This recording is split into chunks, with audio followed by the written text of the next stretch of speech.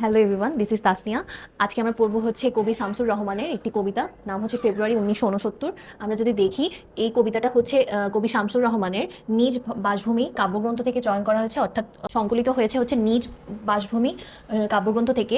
আমরা যদি দেখি তাহলে এই কবিতাটা হচ্ছে দেশপ্রেম, গণজাগরণ ও সংগ্রামী চেতনার একটা কবিতা।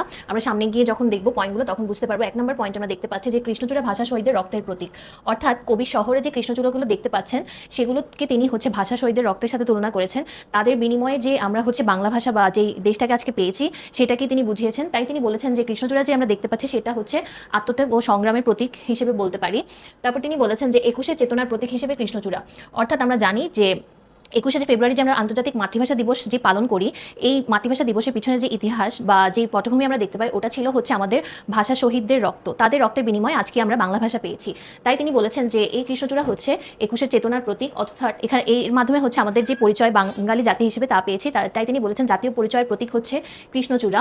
তারপর তিনি বলেছেন যে সমাজে সন্ত্রাস ও দমন পীড়না চিত্র, অর্থাৎ কবি শহরে যে কৃষ্ণচূড়া ফুলটা দেখতে পেয়েছিলেন এটা একদিকে যেমন লাল রঙকে বুঝিয়েছে, অর্থাৎ শহীদের রক্তকে বুঝিয়েছে, অন্যদিকে আরেক রং যেটা বুঝিয়ে তা হলো সন্ত্রাসের বা দমন পীড়নের চিত্র। অর্থাৎ আমরা জানি যে পাকিস্তানিরা আমাদের উপর শোষণ ও শাসন করেছে, তো ওভাবেই যে সমাজটা আমরা দেখতে পেয়েছিলাম ওটা ছিল আমাদের ওয়ান কাইন্ড অফ অত্যাচারিত সমাজ, যেখানে হচ্ছে পাকিস্তানিরা বাঙালিদের উপর শাসন করে। তাদের হচ্ছে তারা চায় যে উর্দু ভাষায় তারা কথা বলবে এবং তাদের যে প্রত্যেক যে অধিকার ছিল অধিকার হচ্ছে হস্তক্ষেপ করে নিতে চেয়েছিল। আমরা যদি 4 নম্বর পয়েন্টে দেখি, 4 নম্বর পয়েন্টে কবি বলেছেন সাধারণ মানুষের দুর্দশা, অর্থাৎ কবি এখানে দেখিয়েছেন যে বহু মানুষ হচ্ছে অত্যাচারিত হয়েছে, কেউ হচ্ছে নিহত হয়েছে, কেউ হচ্ছে রাস্তায় আধমরা হয়ে পড়েছিল, আবার কেউ হচ্ছে প্রতিবাদে হচ্ছে সোচ্চার ছিলেন।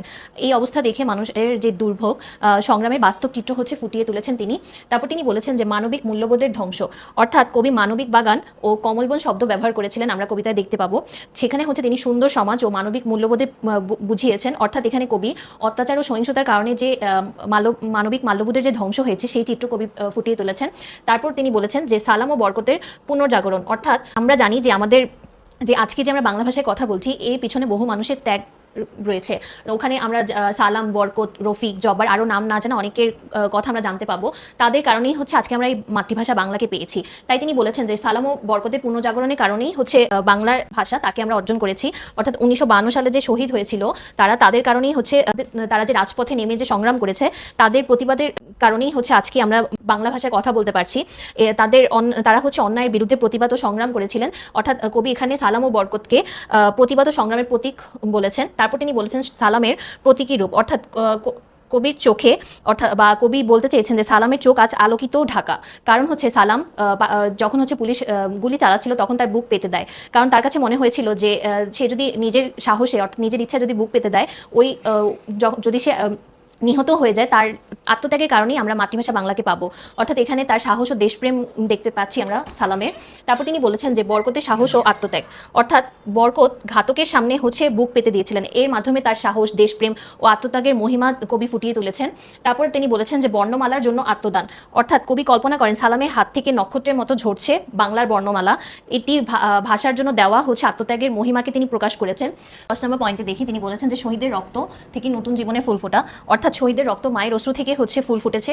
এখানে তিনি বুঝিয়েছেন যে শহীদের রক্তকে তিনি বলেছেন যে স্বাধীনতা, আশা ও নতুন চেতনার প্রতীক, তাদের আত্মত্যাগের কারণেই আমরা আজকে বাংলা ভাষাকে পেয়েছি, অর্থাৎ তিনি বলেছেন যে তাদের আত্মত্যাগ বৃথা যায়নি। 1 নম্বর পয়েন্টে তিনি বলেছেন যে ফুল আমাদের প্রাণশক্তির প্রতীক, অর্থাৎ কবির মতে সেই ফুটে ওঠা কৃষ্ণচূড়া হচ্ছে আমাদের নতুন জাগরণের প্রতীক। তিনি বুঝিয়েছেন যে সুখে দুঃখে মানুষ এই চেতনা থেকে শক্তি লাভ করতে পারবে, অর্থাৎ আমরা জানি যে 1952 সালে যে ভাষা আন্দোলন হয়েছে সেখানে অনেক মানুষ হচ্ছে আত্মত্যাগ করেছে, যেখানে যদি আমরা দেখি যে সালাম, বরকত, এই নামগুলো আরও অনেকেই ছিল যাদের নাম এখনো পর্যন্ত জানা যায়নি, তাদেরকে তিনি হচ্ছে পুনর্জাগরণের প্রতীক বলেছেন। তারপর তিনি বলেছেন যে সালামের প্রতীকী রূপ, বরকতের সাহস ও আত্মত্যাগ, অর্থাৎ তাদের আত্মত্যাগের কারণেই হচ্ছে আমরা আজ মাতৃভাষা বাংলাকে পেয়েছি। তাই তিনি ফুলেরকে, অর্থাৎ কবি শুরুতেই যে কৃষ্ণচূড়া দেখতে পেয়েছিলেন শহরে, সেই কৃষ্ণচূড়াকে হচ্ছে ভাষা শহীদের রক্তের সাথে তিনি তুলনা করেছেন। সেই ফুলগুলোকে তিনি বলেছেন যে আমাদের প্রাণশক্তির প্রতীক, অর্থাৎ তাদের কারণেই হচ্ছে আজকে আমরা মাতৃভাষা পেয়েছি, নতুন করে জীবনের সূচনা ঘটেছে আমাদের। আমরা যদি পুরো কবিতার সামরিক তাৎপর্যটা দেখি তাহলে দেখতে পাচ্ছি যে এখানে কবিতায় ভাষা আন্দোলনের শহীদদের স্মরণ করা হয়েছে, অর্থাৎ কৃষ্ণচূড়া ফুলের মাধ্যমে তাদের আত্মত্যাগ, বাঙালি সংগ্রামী চেতনা এবং অন্যায়ের বিরুদ্ধে প্রতিবাদ এবং মানবিক মূল্যবোধে জয়গান তুলে ধরেছেন কবি দেখিয়েছেন যে শহীদের রক্তের উত্তরাধিকার আজও জাতিকে সাহস ও প্রেরণা দেয়। অর্থাৎ তাদের যে ত্যাগ, এটা ওয়ান কাইন্ড অফ বাঙালি জাতির জন্য গর্বের বিষয়। কারণ হচ্ছে তাদের ত্যাগের মাধ্যমেই তারা আজকে যে বাংলা তাকে আমরা পেয়েছি, বাংলাদেশ নামক একটা নতুন রাষ্ট্র গড়ে তুলতে পেরেছি। অর্থাৎ এই আত্মত্যাগ বাঙালি জাতিকে হচ্ছে সাহস ও প্রেরণা দিয়েছে। আমি পুরো কবিতার থেকে কি পয়েন্টসগুলো নিয়ে দেন ইলাবোরেট করে ট্রাই করেছি, কারণ হচ্ছে প্রত্যেকটা লাইন যদি আমি ইলাবোরেট করতে যাই তখন ভিডিওটা অনেক লেন্দি হয়ে যাবে। তোমাদের যদি কোনো স্পেসিফিক প্রবলেম থাকে তোমরা কমেন্ট সেকশনে জানাতে পারো, আমি তোমাদের উত্তর দেওয়ার চেষ্টা করবো। আজ এতটুকুই ছিল, নতুন আরেকটা কবিতা নিয়ে দেখা হবে আবার নতুন এক ভিডিওতে। টিল দেন, আল্লাহ হাফেজ।